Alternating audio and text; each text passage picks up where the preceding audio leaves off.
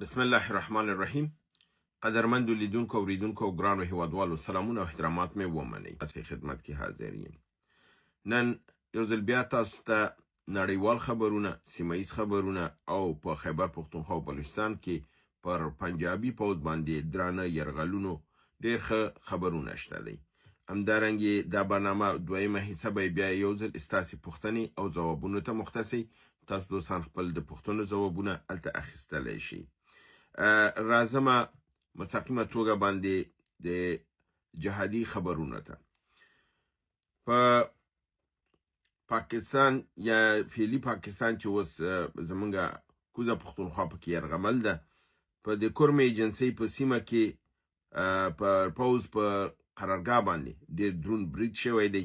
د هغې په نتیجه کې د هلته مرګ ژوبله اوښتې ده او د دښمن په حساب مات سره مخ شوی دی. دا د کورمې د صدې په سیمه کې دا برید شوی دی او دا پایګاه او قرارګاه مجاهدینو نیولې ده. همدارنګې د وزیرستان شمالي په بویه کې یو د ځانمرګي برید کې چې 15 استشهادیان پکې وو، د دې برید کړی دی او په دې اول یو د ټرک په ذریعه باندې د لوی ګیټ ورته وهلی دی او پس لاغې نه د نور استشهادي مجاهدین د قرارګاه ته ورننوتي دي او د دې دننه جنگ شروع شوی دی. په نتیجه کې 30 عسکره وژل شوي دي. پوسته فتح شوې ده، یعنې د قرارګاه دوی نیولې ده. حکومت فضایي حملې شروع کړي دي او د ځمکې د خوا نه اکمالاتي قوه یې استولې ده. د هغه سره هم مجاهدین په انخته کې شوي دي او په دې توګه د پوځیانو نه تنها چې 30 عسکرې وژل شوي دي، فوځي افسران هم وژل شوي دي او دا ډیره درنه حمله په دغه بویې وزیرستان په دغه کې په دې باندې ترسره شوې ده. همدارنګه په دیرې اسماعیل خان کې په یو قرارګاه باندې چې د شپې ناستې محفل پکې جوړو او فوځیان هلته د شرابو د نشې په دغه کې دوندو په هغې باندې برید شوی دی چې د دغه برید په نتیجه کې 9 تنه پوځیان وژل شوي دي او نور افسران هم پکې شامل دي او نور د په لسګونې نور یې ټپیان شوي دي. همدارنګه بیلې د زهري او د پنجګور هغه بریدونه چې بله ورځ مې تاسو راپور کړي وو، د هغه یو ویډیو جاري کړې ده چې په هغې کې د غنیمت یې ټول ښودلی دی چې د پوځ نه یې څومره اسلحه نیولې ده، څومره نور جنس نیولی دی او همدې کې امونیشن یعنې تجهیزات یې څومره نیولي دی ټول زیات ښودلي دي. او دا هم پکې دغه کړي دي چې په دې برید کې 14 فوځیان مړه شوي وو، 20 نه زیات ټپیان کړلی شوي وو او مجاهدین دغه ازادي غوښتونکي د دې نه په بریالي توګه باندې بیرته د سیمې نه ووتي وو. نو په بلوچستان کې هم دوی ته درانه تاوان اوښتي دي او دوی په حساب ډېر زیان کړی دی. همدارنګې د تېرې ورځې د پنجشنبې 18 د دسامبر د خیبر پښتونخوا کې ټولې مجموعاً 12 اپریشنونه شوي وو چې په دې کې باجوړ کې 3، ټانک ولایت کې 3، خیبر کې 2، کورمې کې 1، چترال کې 1، شمالي وزیرستان کې 1 او جنوبي وزیرستان کې 1 عملیات وو. د باجوړ کې 1 پولیس وژل شوی دی، ګومل ولسوالۍ ټانک کې 1 بل عسکر وژل شوی دی، 1 FC عسکر شفیع الله ولد زیکم خان خپل دنده پریښې ده او سرپلاس شوی دی. همدارنګه په ټانک ولسوالۍ کې 3 موټرونه د پوځیانو بشپړه توګه تباه شوي دي، 2 عسکر وژل شوي دي، 19 نورې ټپیان شوي دي. په تیراش لوبر کې 1 عسکر زخمی شوی دی. د کورمې ډوګر ولسوالۍ عیساخیل کلي کې د FC پوستې محاصره شوې ده او خوراکي مواد پرې بند کړلی شوي وو چې بالاخره پوځ د محاصرې نه په تنګ راغلل او تېښتې ته مجبور شول او پوسته یې پرېښودله. پوسته چې ده د مجاهدینو قبضه کړله، هلته ډېره اسلحه او دایم لاسته ورغلي دي.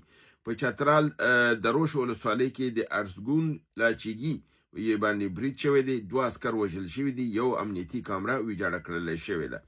شمالي وزیرستان میرلي ولسوالۍ شیشکروز پوستې باندې برید شوی دی چې کافي مرګ ژوبلی ور اړولې ده. د جنوبي وزیرستان سراروغې شکاري شیرزل پوستې باندې برید شوی دی، 1 عسکر وژل شوی دی، 1 موټر یو کامره امنیتي ویجاړه کړل شوې ده. او همدارنګه خبر دی چې مجاهدینو د اټک ښار په ساحه کې راکوز شوي دي او د جی ټي روډ کنټرول یې لاس کې نیولی د موټرو څارنه او کنټرول یې شروع کړی دی. او همدارنګه د افغانستان او د پاکستان ترمنځ د باجوړ په ساحه کې په کومه لاره چې د هلته مجاهدین راکوز شوي دي او د سړک کنټرول یې کاملا لاس کې نیولی دی او د حکومتي دغه ساحې نه تېرېدلی نشي. دا زمونږ جهادي راپورونه چې په خیبر پښتونخوا کې د ازادي غوښتونکو او د مجاهدینو د پوځ په مقابل کې روان دي د تاسو وړاندې کړل. اوس راځو د نړیوالو خبرونو کې. په نړیوالو خبرونو کې د ټول نه مهم خبر دا دی چې امریکای تایوان ته د 11 میلیارډ ډالرو د اسلحې خرڅولو ژمنه کړې ده او تایوان به د کې ځکه چې تاسو معلومه ده کوم وخت چې ټرمپ راغلی دی ټرمپ دا ټول ته دا وایي چې ما نه به خیرات کې مفته کې شی نه غواړي تاسو باید مصرف وکړئ موږ در سره ولاړ یو. نو هغه تایوان ته وایي زه در سره ولاړ یم ته مصرف وکړه او زه تا باندې اسلحه خرڅوم. تاسو ته مې تېره اونۍ یو پروګرام کې دا خبره کړې وه چې د تایوان خپل بودیجه د دفاعي 440 میلیارډ ډالرو ته اوچته کړله چې ما تاسو ته دا هم ویلي چې دا په د وړوکي مملکت لپاره لکه تایوان چې هغه هم د مملکت نه دی ځکه چې د ون چاینا پالیسي لاندې چې ټول دنیا منلې ده. ون چاینا پالیسي معنا همدا ده چې تایوان د چین حصه ده. نو په هغې اساس باندې دا کافي ډېره پیسه ده 440 میلیارډ او ما تاسو د کمپریزن هم کړی و چې د نورو ملکونو سره د دې دا دغه ډېر زیات دی په نسبت د دی. نو دا 11.1 یعنی 1100 میلیونه ډالرو اسلحه به دي کې به MRS میزایلونه به می دې کې به د هوټرز په نامه توپخانه به وي دې کې د بې پیلوټه ډرون هم به موجود وي او هغه موشکونه یا میزایلونه چې د ټانک ضد دي مثلا په نامه د جولین یا جولین باندې یادېږي دغه هم په دې کې شامل دي. او دا د چینایانو د عکس العمل باعث شوی دی چې هغه وایي دا د امریکایانو مداخله ده که ته تایوان زما په مقابل کې دغه کوي په حساب تجهیز کوي او درنې اسلحې ورکوي نو زه د دې اجازه نه ورکوم. او چینایانو ګواښ کړی دی که چیرته ضرورت شو نو چینایان کېدای شي په نظامي توګه باندې کاملا د تایوان کنټرول په لاس کې ونیسي او د دې شي مخنیوی وکړي چې دا هم په خپل ذات کې یو لوی خبر دی. د وینزویلا مشر مادورو له خپل ګاونډي کولمبیا څخه غوښتي دي چې د امریکای د برید په صورت کې که ما سره مرسته وکړي خپل پوځیان او خپل اسلحه او دا موږ سره دغه وکړي او زموږ د دفاع نه ځکه چې د امریکای جنوبي یا سویلي امریکا ملکونه چې دي اکثرا د امریکای د ګواښ لاندې دي ترې نه یریږي چې هغې کې کولمبیا هم ده. نو ځکه د کولمبیا نه مرسته غوښتې ده او په عین حال کې شورای امنیت ته چې کوم د درخواست ورکړی و چې دا غونډه راوغوښتل شي او د امریکای د برید مخه ونیول شي هغې کې شورای امنیت دا فیصله کړې ده چې راتلونکې سې شنبې ورځ ته چې یعنې 2 ورځې بعد شي دوی به دا غونډه راغواړي او په دې موضوع باندې به سره بحث کوي. همدارنګه په اروپا او د روسیې ترمنځ چون د لفظي جنگ هم روان دی. اروپا دا وایي چې موږ ته د روسیې نه ګواښ بالکل مخامخ دی او د دې ممکن دا دی چې موږ د روس سره جنگ ته راشو. روسیې هم دا لیدلی دی چې اروپا خو جنگ ته آمادګي نیسي. نو په بلاروس کې خپل د اورشنیک میزایلونه هغه ډېر خطرناک میزایل دی چې موږ تاسو ویلو چې 12.5 کیلومتره ساحه وهي امریکې ته هم رسېدی شي. بل د MI په دغې سره artificial intelligence باندې مجهز دي سرور سیر دي تیز دي او بل دا دی چې هوښیار دي خپل ځان بچوي او هدف وهي. دا هغه درانه میزایلونه دي چې بلاروس کې یې د اروپا په مقابل کې نصب کړي دي. نو دا خله دا ښیي چې روسیه هم د دې جنگ خطر نه اساسه ده او دا معلومه ده چې اروپایان ممکن په دې ځکه برید وکړي. نو د دې لپاره په بلاروس کې ورته دا میزایلونه نصب کړي دي. په هر صورت د حمله کې دا میزایلونه به د روسیې په اوله کرخه کې د اروپا په مقابل کې دفاع کوي.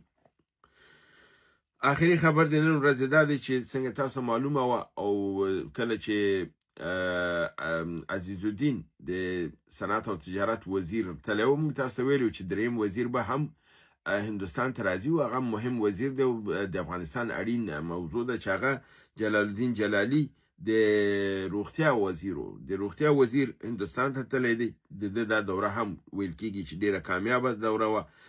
نوي تړونونه امضا شوي دي. د هوایي کوریډور یعنی د هوایي دهلیز لپاره لاره جوړه شوې ده چې افغانستان او د هندوستان ترمنځ د دوايانو هوایي دهلیز به افغانستان به د بل چا نه دوايي نه اخلي. سره دیم چې د ایران سره هم د نوې قراردادونه شوي دي خو زیاتره به د هندوستان نه راځي. بل دا چې هندوستان دا ژمنه کړې ده چې افغانستان ته به نه تنها دوايانې ورکوي بلکې افغانستان کې به د دوا جوړولو په فابریکو باندې به هم کار کوي. د سل علاج لپاره به په افغانستان کې د سل بستریز یا 200 بستریز شفخانه به مرته جوړي چې روغتون به جوړي چې دا کې بل دا دی چې افغانستان ته د دغه د امراضو د پیژندل لپاره سکانرونه یعنی هغه ماشینونه چې معلومي عکس اخلي دا هم ورکي.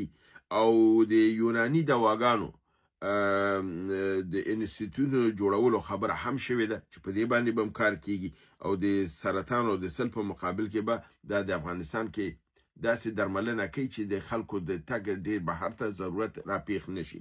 او د پاکستان سره د هندوستان فرق دا دی چې پاکستان زمونږ د خلکو د تباہی لپاره دوا جوړول او د را لېګله پیسې مرانه پیاخستلې پوره او خلک امراته وژل.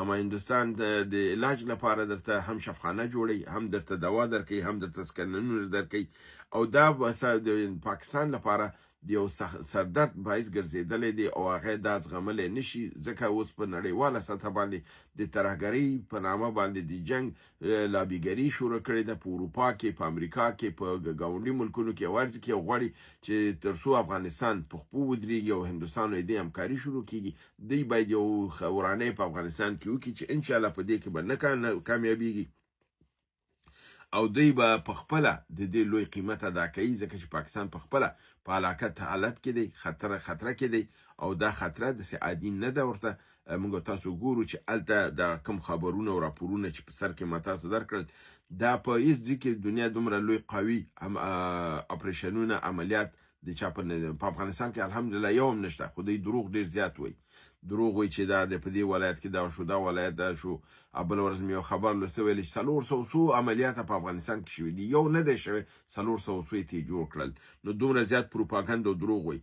زموږ افغانان د پروپاګاندا لپاره دغه نه لري. بعضې وخت کې چې بعضې مسایل راځي زه د بعضو نقاطو نه راخلم هغه وایم دوستان داسې لیکي چې دې مرجع وي دې سورس د کوم ځای نه دی وروره د دښمن په مقابل کې چې هر خبرې ابر اخلي هغه د تبلیغاتي شکل کې وړاندې کوي لپاره دی چې د مورال خبره ده د مورال وهلو ده. د پاکستانیانو نه چا پوښتنه کړې ده چې ستا د دې خبر سورس د څه شی دی او معلومات د څه شی دی. هغې لګیا دي نه تنها چې د ستا په مقابل کې تبلیغات کوي بلکې د هغې په سر باندې پیسې هم اخلي. مونږ خو خپل وطن لپاره کوو بدون د کوم قزحمي بدون د کوم تمنه کوو او صرف د لپاره چې وطن هم په خطر کې دی نو مونږ کوو او هر ځینه چې ماته خبر ده لاسته راځي زه رااخلم او هغه خبر چې د پاکستان خلافي او د پاکستان د تضعیفېدلو باعث ګرځېږي نو تر څو چې هغې سورس پیدا کوي چې دا کوم ځای نه شوی دی کافي ډمیج ورته شوی نو د ده لپاره دغه میډیا چې ده دا تبلیغاتي سټول دی او د دې نه استفاده کول پکار دي. هیله ده چې دا برنامه تاسو وګورئ خوښه کړئ دوستانو سره شریکه کړئ او زما چینل سبسکرایب کړئ او لایک یې کړئ زنګوله ووهئ. تر بل برنامې تاسو په لوی رب العزت سپارم وما علینا الا البلاغ.